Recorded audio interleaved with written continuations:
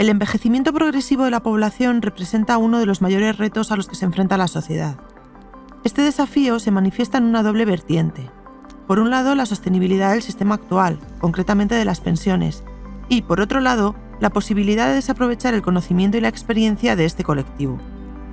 En esta línea, BBVA Research acaba de publicar el informe Prolongar la vida laboral, ¿por qué?, ¿dónde estamos?, ¿cómo hacerlo?, en el que se analiza la situación actual en el empleo de la población española mayor de 55 años, las consecuencias sociales y económicas de ampliar la vida laboral y las claves para impulsarla. En este podcast analizamos todo ello con uno de los autores del estudio, Alfonso Arellano, economista senior de la Unidad de España y Portugal de BBVA Research. Mi nombre es Reyes Pariente. Comenzamos.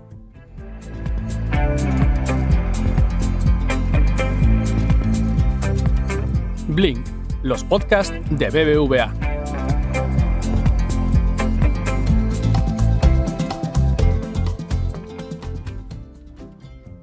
Hola Alfonso, ¿qué tal? Encantada de que nos acompañes hoy en Blink. Bienvenido. Muchas gracias, es un placer estar aquí con vosotros y compartir conversación. Desde luego la vamos a compartir y viene interesante. Acabas de publicar, junto con Rafael Domenech y Juan Ramón García, el informe Prolongar la vida laboral, ¿por qué?, ¿dónde estamos?, ¿cómo hacerlo? ¿Cómo nace la idea de este informe? Bueno, pues en primer lugar, el tema de la prolongación de la vida laboral forma parte de un tema que en BBVA Research tratamos mucho, que es el mercado de trabajo.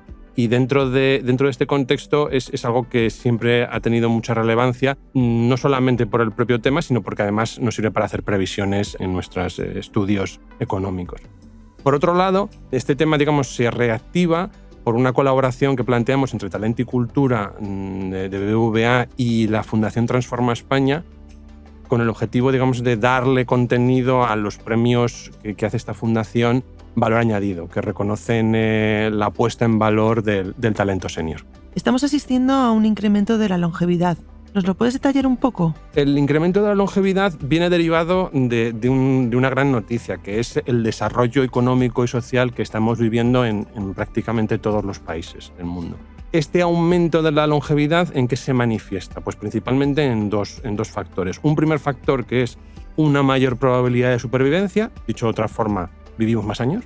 Y un segundo elemento, que es la mejora de las condiciones de vida. No solamente vivimos más, sino que cada vez que tenemos más edad, lo vivimos en unas condiciones de salud mucho mejor. A modo de ejemplo, ¿qué es lo que estamos viendo y lo que muestran los datos de la OCDE y de otros tipos de organismos? Pues básicamente, en primer lugar, que la esperanza de vida a los 65 años pues, ha ido creciendo en torno a un 34% desde la década de los 70. Y por otro lado, la Organización Mundial de la Salud, en un estudio que sacó en 2022, ha mostrado que el 75% de este aumento de la edad va acompañada de una salud buena y adecuada. Por otro lado, hay una cuestión importante, y es que estas tendencias en principio se prevén que sigan manteniéndose a lo largo del tiempo. Y según el Instituto Nacional de Estadística, que recientemente ha sacado una previsión de población hasta el año prácticamente 2071, lo que nos muestra es que la esperanza de vida en ese año final, será en torno a los 86 años para el caso de los hombres y de los 90 años en el caso de las mujeres.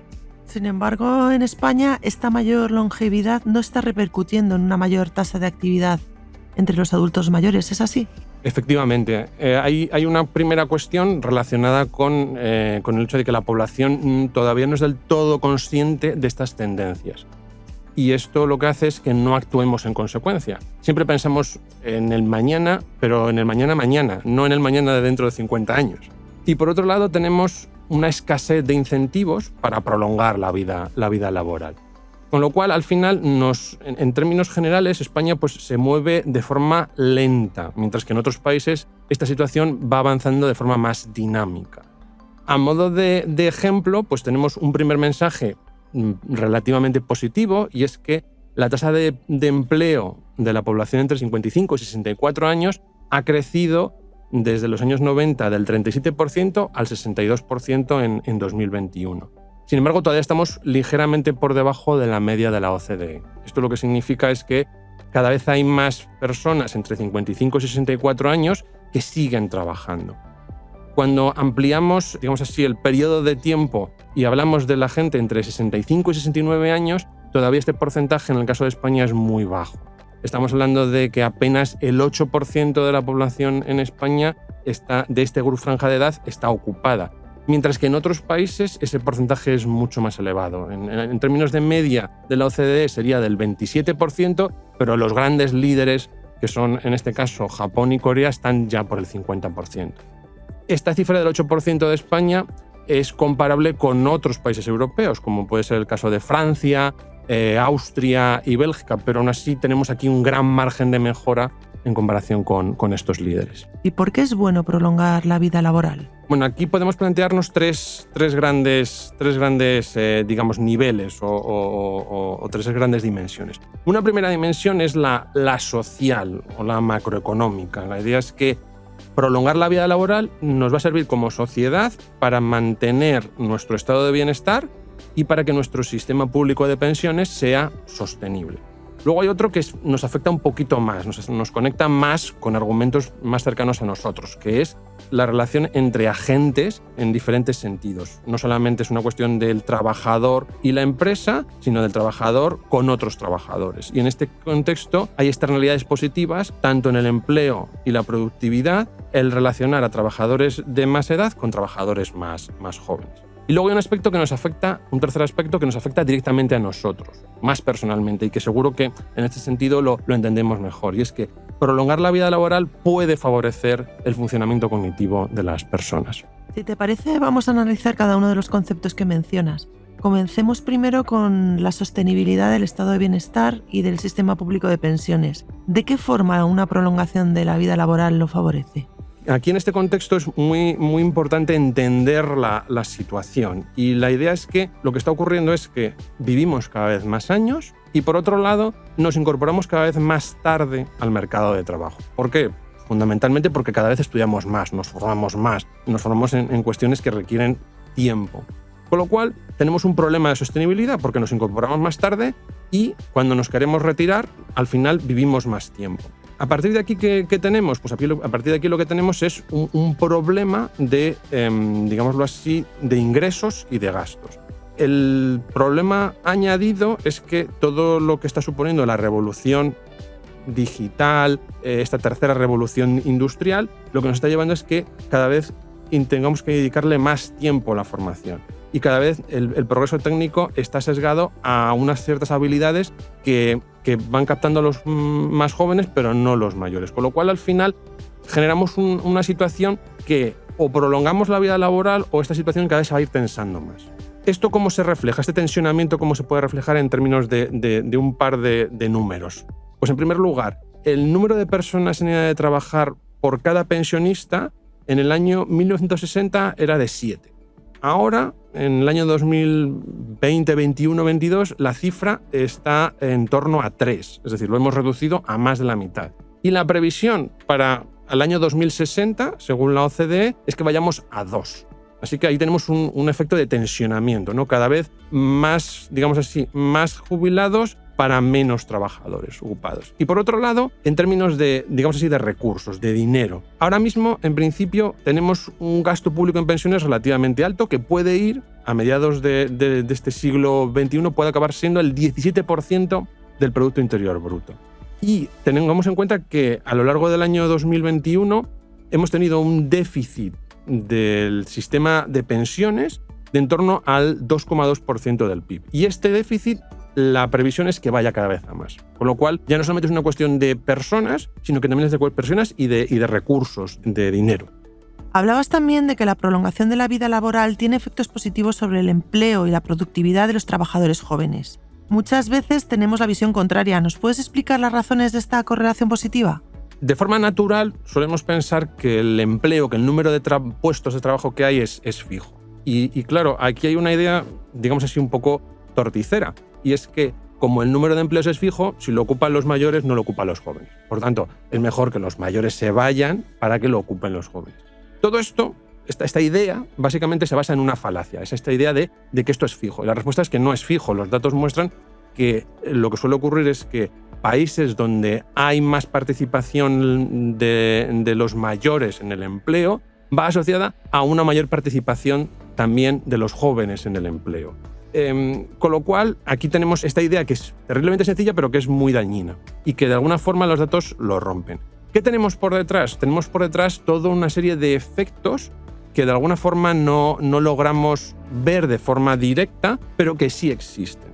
A modo de ejemplo, el hecho de que una persona de edad avanzada siga trabajando de forma activa, lo que va a conseguir es que aumente la demanda agregada y reemplace servicios de no mercado, y de esta forma consigamos, por un lado, mantener al trabajador y además generar actividad con otros trabajadores. Por otro lado, ¿qué tenemos? Otro concepto que también resulta difícil de entender porque no es fácil de apreciar a primera vista, que es la generación de sinergias, la generación de efectos que no se ven más allá de la suma de las partes. Es decir, el todo genera más que la suma de las partes. Y entonces lo que podemos tener en este contexto es que trabajadores jóvenes que se juntan con trabajadores de más edad consiguen trabajar de forma más efectiva. ¿Por qué? Porque aprenden de la experiencia de los mayores. Y los mayores consiguen producir más al trabajar con los jóvenes porque les aporta otra parte que es nuevos conocimientos, nuevas habilidades, nuevos elementos que las personas mayores, si trabajan entre ellas solas, pues no lograrían captar. Mencionabas también que alargar la vida laboral mejora el funcionamiento cognitivo. Efectivamente, en primer lugar habría que plantearnos un pequeño recordatorio. La clave está en que, en primer lugar, tenemos que tener en cuenta las condiciones personales del trabajador y, por otro lado, el tipo de trabajo y las condiciones del empleo que tiene. Es decir, esto es una primera cuestión que es importante destacar. No es lo mismo una persona que trabaja en una mina que una persona que trabaja en un puesto de trabajo, digamos así, menos exigente en términos de esfuerzo. Este esfuerzo puede ser físico, este ejemplo es el esfuerzo físico, pero podríamos plantearnos también un esfuerzo psicológico. No es lo mismo una persona que es profesora o que es profesor en un colegio con niños de 8 años que un profesor que da clases de personas de 20 años o de 40 años. Luego, aquí hay que tener en cuenta, primero, este aspecto del tipo y de las condiciones del puesto de trabajo. Lo que dicen los estudios, ¿qué es? Bueno, pues hay ciertos estudios que lo que indican es que una persona que es activa laboralmente y que se mantiene en el puesto de trabajo, lo que le permite es seguir teniendo, digamos así, un funcionamiento cognitivo mucho mejor. Con lo cual, de alguna forma, esto podría proteger contra la demencia y retrasaría la aparición de enfermedades como el Alzheimer. Luego hay otra cuestión que es también, digamos así, datos que hemos obtenido y que hemos visto del mercado de trabajo, y es que las personas que se jubilan más tarde tienen ciertos factores distintos de aquellos que se jubilan antes. Y es que las personas que se jubilan más tarde suelen tener más educación, más capacidades, más habilidades y mejores formas de trabajo. Con lo cual, de alguna forma, lo que estamos intentando plantearnos es que si estas personas aportan y siguen aportando a edades más avanzadas, dejemos de alguna forma mantenerse en esa línea y que sigan teniendo carreras más productivas y que se puedan generar recursos financieros que interesan a estas personas. Teniendo todo esto que acabas de comentar en cuenta, ¿cómo se podría impulsar la prolongación de la vida laboral? Bueno, pues aquí tenemos, pues ante un problema lo que intentamos plantear de alguna forma que es plantear incentivos, y en este caso la clave sería incentivar que los trabajadores de edad avanzada dilaten su vida activa, de alguna forma incentivándoles, intentándoles hacer compatible una combinación de trabajo y pensión. Otra cuestión también importante sería el fomento de la contratación y de la retención de este tipo de trabajadores de edad más avanzada. Y por último, una mejora de las condiciones, una mejora tanto de las condiciones de empleabilidad como una mejora de la productividad de estos trabajadores. Hablas de incentivar a las propias personas a que alarguen su vida activa. ¿Cómo se puede hacer esto? ¿Se considera como opción un aumento de la edad legal de jubilación? Aquí tenemos todo un margen de mejora, porque fundamentalmente la idea es que los datos muestran que la situación de España en comparación con otros países es una situación, digamos así, relativamente modesta. Hay muy poquitas personas que hagan esta doble función o que compaginen el trabajo con la pensión en estos grupos de edad avanzados. Con lo cual, lo que tenemos que hacer de alguna forma es mejorar esta situación. Antes de 2013, no existía esta posibilidad de compatibilizar ocupación o estar en el trabajo y a su vez recibir en parte una pensión, y se han producido una serie de cambios legislativos que han ido de alguna forma a coadyuvar a que esta situación vaya mejorando. ¿Cuál es el problema? Pues el problema es que todavía no hemos hecho suficientes esfuerzos para mejorar estos cambios legislativos. Hemos incentivado, digamos así, que se puedan jubilar personas más allá de la edad legal de jubilación, incentivándoles y dándoles bonificaciones.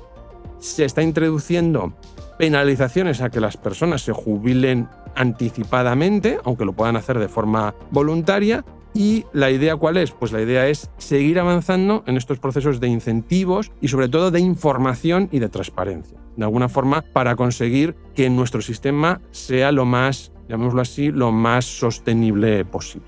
Hablas en tu informe de que tanto las tasas de contratación como las de retención de los trabajadores de edad avanzada son menores que las de los ocupados de mediana edad. ¿Qué obstáculos están dificultando el acceso o la permanencia en un empleo de los adultos mayores? Bueno, aquí lo que tenemos es un poco resumen ejecutivo de lo que ya de alguna forma he comentado anteriormente. Tenemos, por un lado, factores puramente personales asociados pues, a sesgos inconscientes, a cuestiones de discriminación, a aversión al riesgo de los propios trabajadores mayores, y por otro lado tenemos factores más sociales, ¿no? Es decir, necesidad de desarrollar incentivos que de alguna forma limiten o eliminen los obstáculos que existen a la hora de mantenerse en el empleo y acceder a un empleo. ¿Y cómo se puede fomentar la contratación y retención de estos trabajadores? Bueno, pues aquí tenemos muchas formas tenemos varias propuestas, ¿no? de intentar solucionar o de alguna forma fomentar esta situación. En primer lugar, de alguna forma erradicar el edadismo y contrarrestar los sesgos inconscientes que existen en nosotros mismos y en otras personas, ¿no? Por otro lado, adaptar prácticas que favorezcan la diversidad de edad, la diversidad de la variedad que existe en términos de edad y los factores de inclusión dentro de la propia empresa. Es decir, que aquí, de alguna forma, la empresa tiene mucho que decir. Y a partir de aquí, otros elementos que también podemos aplicar no solamente a los trabajadores de más edad, sino a otros trabajadores. A modo de ejemplo, favorecer la conciliación y el teletrabajo. Que eso no solamente es una cuestión de los más jóvenes, sino que también es una cuestión asociada a la gente de más edad. Favoreciendo la movilidad intraempresa, es decir, podamos cambiar de puesto de trabajo dentro de la misma empresa y mejorando las propias condiciones de trabajo. Y por supuesto, de alguna forma, flexibilizar las relaciones laborales y el sistema retributivo y de indemnización. ¿De acuerdo? De alguna forma, consiguiendo que adaptemos las figuras laborales o las situaciones laborales a las condiciones de la persona y de su edad. Comentabas también que mejorar la empleabilidad y productividad en este grupo social también ayudaría, ¿no? Efectivamente, porque aquí hay una clave que cuando hemos hecho este tipo de estudios siempre está por detrás, ¿no? Es decir, la importancia del aprendizaje, la importancia de la formación. Entonces es aconsejable de alguna forma mejorar la empleabilidad de este grupo de edad, que puede ocurrir que con las nuevas tecnologías al final pues se vuelva, de alguna forma, su capital humano se vuelva obsoleto. Con lo cual aquí, de alguna forma, ¿qué hay que hacer? Impulsar la adquisición de nuevas competencias y, por tanto, la formación permanente es clave. Y con esta formación lo que conseguimos que es aumentar su productividad y prolongar su carrera laboral. ¿Qué es lo que ocurre? Bueno, pues que en realidad la participación de los trabajadores de edad avanzada en actividades formativas es relativamente escasa. Así que de alguna forma hay que incentivar a que ellos vean que es una opción muy interesante el seguir formándose. En el caso de España, apenas el 18% de los trabajadores entre 55 y 64 años ha recibido formación para el empleo. ¿Y esto cuánto es en comparación con el resto de la OCDE o con el promedio de la OCDE? Bueno, pues estamos hablando de que estos son prácticamente 24 puntos menos que en el caso de la media de la OCDE. ¿Cuáles son los motivos que hay por detrás? Pues de alguna forma los que he comentado un poco anteriormente, las reticencias de los empleadores a invertir en formación en estos trabajadores que ya están supuestamente cerca de la edad de jubilación, y por otro lado el desinterés de los trabajadores a también estar cerca de la jubilación, de la edad de jubilación. Alfonso Arellano, muchísimas gracias por acompañarnos en Blink para hablarnos de un tema tan crucial, teniendo en cuenta además el envejecimiento de la población. Bueno, pues muchas gracias a ti y gracias a los oyentes por escuchar esta agradable conversación. Nos vemos en próximas ocasiones. Gracias.